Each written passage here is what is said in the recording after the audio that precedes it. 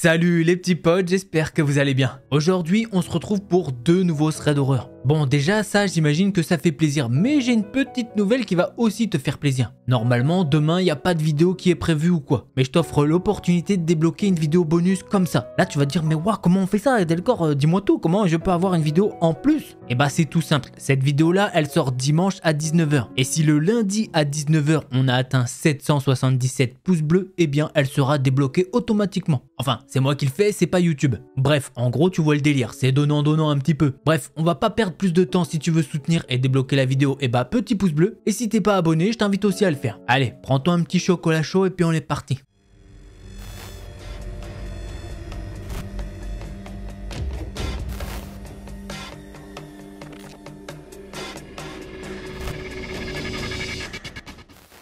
L'histoire que je vais vous raconter aujourd'hui, c'est une personne qui l'a postée et qui veut pas être genrée. Pas féminin, pas masculin ou quoi. Mais bon, comme faut bien se projeter, et bah elle a dit qu'on pouvait l'appeler David. Et bah justement, notre petit David, actuellement il a 17 ans. Mais quand son histoire s'est passée, il en avait 12. Tout d'abord, on va s'occuper de décrire sa maison. C'est une très grande maison posée entre une rue et une impasse. Et nous dit que bon, c'est quand même un petit peu bizarre comme système. Il y a un rez-de-chaussée, un petit salon, la salle à manger, et puis à l'étage, eh bien il y a la chambre et un grenier. Il y a aussi un sous-sol qui mène à une cave et à deux garages. Quand il y a quelqu'un qui rentre par la rue, c'est comme s'il était au rez-de-chaussée. Mais s'il passe côté impasse, eh bah ça fait comme s'ils étaient au deuxième étage. Bon, en gros, la maison elle est en pente, t'as capté. Revenons à l'histoire et David a 12 ans et il est au collège. Sauf qu'à cette période-là, il est quand même assez malade. Il a de gros problèmes de santé qui lui ont coûté beaucoup d'absence. Donc un jour, il est chez lui seul car il est de nouveau malade. Il est tranquillement dans le salon en train de jouer avec son chat. Puis bah, comme souvent, eh bien le téléphone il sonne. C'est le téléphone fixe de la maison plus précisément. Donc il se lève un petit peu saoulé et il va décrocher. Bon, il attend et là, bim, ça raccroche. Bref, il nous dit qu'il a l'habitude, que ça arrive souvent, mais bon, tant pis, il retourne jouer avec son chat. Une heure plus tard, rebelote, ça refait le même truc. Ça sonne, David y décroche et il y a de nouveau rien. Le problème, c'est qu'à chaque fois que ça fait ça, c'est des numéros masqués. Comment il le sait, tu vas me dire? Eh bah c'est tout simple, le téléphone fixe, il fait des sonneries différentes quand c'est des numéros qu'il connaît et des numéros masqués. Il faut savoir que la sonnerie des appels masqués, elle est vraiment effrayante apparemment. Bref, arrive l'heure de midi, il commence à avoir un petit peu faim, donc il va dans la cuisine et il commence à cuisiner. Il se fait à manger et à travers la fenêtre opaque de la cuisine, David peut voir des gens qui font des allers-retours dans la rue. Enfin, il rectifie, c'est plutôt une personne qui fait des allers-retours. En fait, il regarde pas vraiment, mais il capte que c'est la même personne tout le temps, c'est la même taille, la même corpulence et la même couleur de peau. Bon, il est quasiment certain que c'est son voisin qui est un petit peu bizarre. Parce que ouais, il sait qu'il fait des trucs un petit peu chelous. David, il trouve ça un petit peu étrange, mais bon, pour cette fois-ci, il laisse couler. Il retourne dans le salon pour manger avec son chat. 30 minutes après, il y a un nouvel appel. Il se lève encore un peu énervé, il décroche et là, il arrive quelque chose. Il peut entendre le souffle d'un homme au téléphone. Comme si la personne, elle était essoufflée ou bien stressée. David, il est un peu perplexe et c'est la première fois qu'il va parler au téléphone. Et justement, la personne qui est à l'autre bout du téléphone semble surprise et va se mettre à raccrocher directement. Là, David, il est un petit peu sous le choc, il regarde son téléphone, il est perturbé, mais bon, il retourne regarder sa série. Une heure plus tard, c'est la même chose, son téléphone se met encore à sonner. Sauf que cette fois-ci, c'est un petit peu différent, David, il a une sensation de malaise. Il est complètement stressé, alors qu'il n'y a aucune raison de stresser car il y a ton téléphone qui sonne, pas vrai? Il prend quand même son courage à deux mains et pratiquement énervé, eh bien il décroche et discrètement il fait « Allô ?» Là, il y a quoi? Un blanc de 5 secondes, puis d'un coup, il y a quelqu'un qui se met à parler. Oui, bonjour, auriez-vous une minute pour répondre à un sondage? Ouais, si c'est pas quelque chose autour des impôts, des assurances, ce genre de choses. Non, t'en fais pas, mon petit ou ma petite, tu es capable de me répondre. À ce moment-là, David y comprend pas trop. Pourquoi cet homme qui semble âgé commence à le tutoyer et à lui donner des surnoms alors qu'ils se connaissent même pas? Il est très perturbé, il s'apprête à le remettre en place, sauf que l'individu au téléphone va le couper directement dans son élan. Avant ça, tu pourrais me dire ton âge? Non, pourquoi vous voulez savoir ça? Eh bien, j'ai du mal à discerner ton âge d'aussi loin à travers la fenêtre. Alors, là, David, il laisse tomber le téléphone au sol carrément. Il se rend compte que quand l'homme lui dit ça, il est pile dos à la fenêtre. Là, il sait pas quoi faire. Est-ce qu'il doit se retourner? Aller directement se cacher dans sa chambre? Ou bien même se barrer de chez lui? Il y a plein d'interrogations dans sa tête, mais avant même qu'il ait pu faire un choix, son corps a agi tout seul. Il s'est retrouvé face à la fenêtre et les yeux se sont dirigés vers l'impasse. Et c'est là qu'il l'a vu. Un homme grand et âgé. Il semble malpropre et absolument terrifiant. Le gars est en train de fixer David avec un grand sourire. David, il le regarde pendant quelques secondes et il a beau chercher, il connaît pas du tout ce gars. C'était tellement un choc que David, il est tombé sur les genoux. Chose qui est pas vraiment normale pour lui étant donné qu'il a un grave problème au genou. Il s'est adossé au mur sous la fenêtre et là il bouge même plus. Il essaye de réfléchir un petit peu à ça, sauf qu'au bout du téléphone, il peut entendre un rire. Il est totalement furieux et il hurle à ce taré d'aller se faire foutre et de ne plus jamais l'appeler et qu'il aille se faire soigner. David, il a raccroché tellement fort qu'il a cru qu'il avait cassé le téléphone. À vrai dire, il est totalement terrifié, il sait pas quoi faire. Sauf qu'il a pas vraiment le temps de penser à tout ça étant donné qu'il peut entendre quelqu'un toquer à la porte. Il y a bien quelqu'un qui toque à la porte d'entrée. Il réussit à se lever, hésitant, et il est allé discrètement à l'entrée de la cuisine. Comme ça, il peut voir à travers la fenêtre sans se faire voir. D'ailleurs, si la lumière de la cuisine est éteinte, on ne peut pas voir à l'intérieur de la cuisine. Et par chance, il a éteint après avoir fait à manger. Il observe, attend, et même le chat de David comprend que quelque chose cloche. Puisque le tout petit chat tout mignon, eh bien il s'est caché sous une table. Et David, depuis la fenêtre, eh bien il peut voir qu'il y a une silhouette qui est passée plusieurs fois devant chez lui. Bien évidemment, il comprend que c'est l'homme qui était au bout du téléphone qui fait des allers-retours. À un moment, le gars s'est arrêté et il a fixé la fenêtre pendant pas mal de temps. Après ça, il s'est rapproché de la fenêtre et a collé son visage immonde contre la fenêtre. Là, ça en est clairement trop pour David et il est monté dans sa chambre pour changer les idées.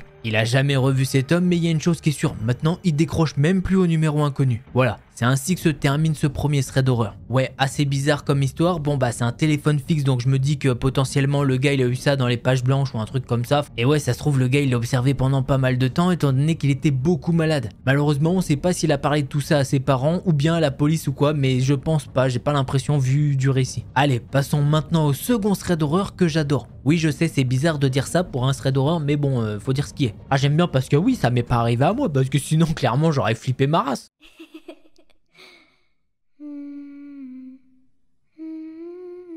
L'histoire que je vais vous raconter, eh bien c'est celle de Christian. À chaque fois que Christian va au bureau, ça fait un petit moment qu'il trouve sur son bureau des autocollants avec une maudite note.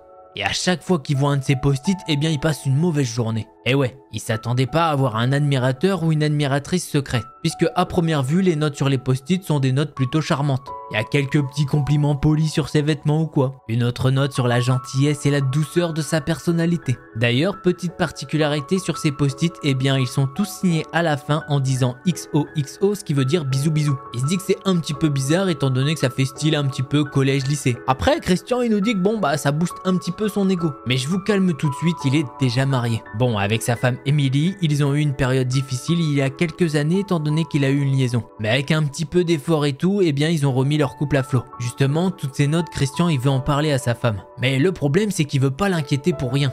Donc bon, tous les post-it qu'il trouve, eh ben il les met tout le temps à la poubelle. Et celui qu'il vient de retrouver aujourd'hui, bah c'est pareil, il subit le même sort. Il va directement dans la poubelle. Et il poursuit sa journée le plus tranquillement au monde. Il a jamais parlé de ses post-it à personne. Jusqu'au moment où dans les notes va commencer à y avoir des petites menaces. La première note qui lui a laissé un sentiment troublant est arrivée 2 mois après la première note. Fini les petites courbes fluides et délicates. Là, il y a des bons gros pavés écrits en majuscules. Pourquoi ne me réponds-tu jamais? Tu peux me laisser un mot sur ton ordinateur. Il semble que tu ne t'en soucies pas. Ça commence à me mettre en colère. Bisous bisous. Au début, Christian, quand il a vu la note, ça l'a fait rigoler et directement, il l'a jetée à la poubelle. L'idée de laisser un mot à son admirateur, eh ben il trouve que c'est complètement ridicule, puisque cette personne n'a jamais mentionné qu'elle voulait une réponse en retour. En plus, comment il était censé savoir que son écran d'ordinateur, eh bien c'était comme une sorte de boîte aux lettres. Bref, la journée passe et 2 jours plus tard, quand il est arrivé au travail, eh bien il a trouvé 2 notes attachées à son moniteur. Le premier post-it, c'est le message de colère qu'il a reçu il y a quelques jours. Il a été défroissé et lissé. En dessous de ce dernier se trouve une autre note sur du papier jaune et propre, non froissé. Tu viens de lire mes messages et de les jeter à la poubelle? Mais qu'est-ce qui ne va pas avec toi? Tu étais quelque chose de spécial pour moi. Mais maintenant, je vois que tu es comme tous les autres gars que j'ai rencontrés. Je me suis trompé sur toi. Tu es une ordure. Bisous bisous. À ce moment-là, il ressent un mélange de colère et de soulagement à la vue de la note. Qui que soit cette femme, eh bien, elle le connaît pas assez pour porter un tel jugement sur lui. En même temps, il se dit que enfin, peut-être ces petits post-it vont s'arrêter. Mais bon, par mesure de précaution, cette fois, il va prendre les post-it et les mettre dans sa poche. Un petit peu plus tard, il les a jetés dans la poubelle du parking en rentrant chez lui. Il se dit qu'avec un petit peu de chance, la personne passerait à autre chose et qu'elle surmonterait cette fixation. Et pas de chance, seulement quelques jours plus tard, eh bien, il y a une autre note sur son moniteur. Cette fois, le post-it, il a carrément changé de couleur. Il est vert fluo. Bon, la gorge de Christian, elle se serre un petit peu. Il retire le post-it de l'écran et il le lit. Nous avons tous des défauts, mais je suis prête à te pardonner. S'il te plaît, arrête de jeter mes notes. Ces petits moments signifient tellement pour moi et ça fait mal de savoir que tu ne ressens pas la même chose. Ce n'est pas grave. Tes sentiments pour moi vont changer avec le temps. S'ils ne le font pas, je pourrais blesser quelqu'un. Bisous bisous. Là bon, ça y est, c'est trop, Christian il a directement apporté la note au bureau des ressources humaines. L'un des représentants l'a lu, les sourcils levés et la surprise se lit clairement sur son visage. Elle pose le post-it sur le bureau, elle retire ses lunettes tellement elle en croit pas ses yeux. La personne demande à Christian, mais ça fait depuis combien de temps que t'as ces notes là? Le ton est clairement inquiet. Je sais pas exactement, je pense que j'en ai reçu quoi, 24 à peu près et tout ça en 2 mois. Mais on n'a pas des caméras de sécurité dans les bureaux, non? La réponse de la supérieure se fait pas attendre et elle lui dit: non, pas de caméra, j'en ai bien peur, c'est trop cher pour l'entreprise. Et c'est la même raison pour laquelle on n'a plus d'agents de sécurité. Tu sais, l'Amérique post-Covid n'est pas exactement en plein essor. Là, sa supérieure, elle lui lance un regard plein de compassion. La seule chose qu'elle lui dit de plus, c'est que si jamais il y a d'autres notes, eh bien faudra lui ramener. Il hoche la tête et lui dit que ouais, il le fera. Et bon bah, comme vous vous en doutez, au cours des semaines suivantes, eh bah Christian il a fait que des allers-retours dans le bureau des RH, étant donné qu'il reçoit encore et encore d'autres post-it. Sur les notes, ça dit tout le temps la même chose. Comme quoi il est sans cœur, que maintenant elle est en colère et qu'il y a quelque chose de violent qui va se passer s'il répond pas rapidement. Bon, ça devient de plus en plus épuisant pour Christian. La semaine dernière, quand il est arrivé au travail, il y avait une note autocollante rose vive sur son écran. Il en est à un point de rupture. Les notes, elles s'arrêtent pas et les RH, bah ils font rien pour mettre fin à ça. À ce moment-là, il est prêt à tout pour que tout ça s'arrête. Et justement, ça tombe bien étant donné qu'il y a une des notes qui lui offre cette option. Je comprends, t'es pas intéressé. Je me retirerai, mais seulement si tu me rencontres ce soir. Je serai au 5e niveau du parking près de la sortie de la cage d'escalier à 20 h. Ne sois pas en retard. Bisous bisous. Il est maintenant 19h58, il est sorti de l'ascenseur pour se rendre au 5e étage du parking. Le cœur de Christian, il s'emballe et il y a une sueur froide qui coule le long de son dos. Devant l'ascenseur, il a une vue dégagée sur la porte de la cage d'escalier. Il n'y a personne qui est présent. Du coup, il s'avance un petit peu pour voir s'il n'y aurait pas quelqu'un quelque part. Quand soudain, il peut voir une braise rouge briller vivement dans l'ombre projetée par la porte. Il y a quelqu'un qui est en train de fumer dans l'obscurité. Alors là, tous les muscles de son corps se sont resserrés à mesure qu'il avance. Son admiratrice est là, debout dans le noir. Tout timidement, il sort un petit « Bonsoir ». Au début, pas de réponse, juste un nuage de fumée qui sort de l'ombre. Ensuite, il y a une voix de femme qui va s'élever et dire « Christian, tu voulais me rencontrer ». Là, il y a une femme qui sort de l'ombre, qui jette son mégot par terre, l'écrase avec son pied. Sauf que cette personne tient dans sa main gauche une arme à feu. Et cette femme, Christian, il la connaît. Il la connaît très bien même puisqu'elle s'appelle Émilie. « Émilie, qu'est-ce que tu fais ici ?» Là, sa femme lui dit « Je t'ai laissé des notes comme une sorte de test. Quelques jours par mois, tu vois. Je m'arrêtais dans ton bureau en me rendant au travail et j'ai laissé des notes. L'équipe de nettoyage pensait que je travaillais là. » Là, sa femme, elle se met carrément à pleurer et elle continue. « Je pensais qu'après tous les ennuis liés à ta liaison, tu me dirais si quelqu'un essayait de te voler à nouveau. » Christian, il est un petit peu chamboulé et il lui dit « Attends, mais c'est toi qui as laissé ces notes ? Mais qu'est-ce qui va pas avec toi ?» La voix de sa femme va changer un peu pour devenir plus agressive. « Je voulais être sûr que tu n'essayerais plus de rencontrer une autre femme. » Là, Émilie va lever son arme à feu et la pointer sur Christian. « Mais tu l'as fait, tu essayes encore de faire des rencontres. » Christian, il sait pas quoi faire, il est un petit peu sous le choc et il essaye de lui parler, il lui dit « Émilie, t'es pas sérieux, je suis venu ici pour que tout ça s'arrête, pourquoi tu me fais ça ?» Émilie, elle en démord pas et elle veut rien entendre de tout ça, elle se met à crier « Je savais que t'allais venir, je le savais !» Elle allait crier d'autres choses mais elle a été interrompue par un bruit. Ce bruit, c'est des sirènes de police. Elle regarde vers la rampe d'accès et clairement elle a pu les voir. Des lumières bleues et rouges qui se mettent à clignoter. « T'as appelé la police ?» Bien sûr que j'ai appelé, je pensais que quelqu'un allait me faire du mal si je... Christian a été clairement coupé dans sa phrase, la dernière chose qu'il a pu entendre c'est le bruit sourd d'un coup de feu. Christian n'entend plus rien et ne voit plus rien, il fait noir complet. Quelque temps après, il s'est réveillé à l'hôpital. Il nous dit que tout son corps lui fait mal mais surtout à un endroit. Il a d'épais bandages blancs entourés autour de son abdomen. Il y a une infirmière qui a vu qu'il était conscient et qui est partie chercher un médecin. Très peu de temps après, justement, il y a un policier qui est arrivé et qui s'est assis à côté de lui. Le policier n'a rien dit au début, il a attendu que le médecin vienne faire son travail et ensuite il lui a expliqué quelques petites choses. Sa femme Émilie lui a tiré une balle dans l'abdomen et a fui les lieux. Il y a eu une sorte de chasse à l'homme mais malheureusement elle n'a pas été retrouvée. Et donc le policier lui apprend qu'il y aura toujours une patrouille qui veillera sur lui tant qu'il sera à l'hôpital. Le temps est passé depuis cette histoire et ils n'ont jamais retrouvé Émilie. Tout ce que je viens de vous raconter c'était il y a 5 ans. Depuis, Christian a déménagé dans un nouvel état. Il a un nouveau travail et une nouvelle vie. C'était relativement calme jusqu'à récemment. Vous voyez, il y a pas longtemps, Christian est rentré dans son bureau un petit peu avant que le soleil ne se lève. Il a allumé les lumières et ils étaient là. Des post-it autocollants jaune vif au milieu de son écran. Et voilà, c'est ainsi que se termine cette histoire et ce pourquoi Christian a raconté son histoire. En gros, l'histoire d'il y a 5 ans, il avait même pas pensé à la raconter ou quoi.